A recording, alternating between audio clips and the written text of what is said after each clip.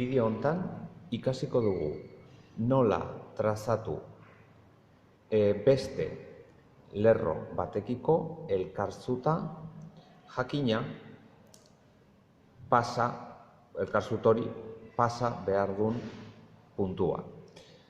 Hasieran badugu R lerroa eta P puntua. Eta nik trazatu nahi dut 80 graduko lerro bat, hau da, elkarzuta, R lerroarekiko elkarzuta, baina P puntutik.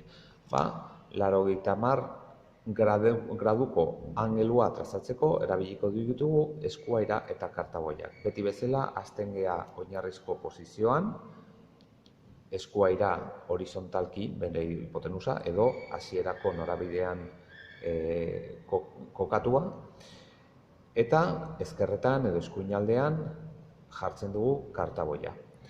Beraz, angelo zuzena edo elkarzuta edo 80 graduko angelua trazatzeko, egin behar duguna da buelta eman, hola, eskuairari jakina presio guztia kartaboian jarrita dagola. Momentu honetan, hemen, egin dugu 80 graduko angelua edo lerro elkarzuta, R lerroarekiko elkarzuta, baina P puntutik.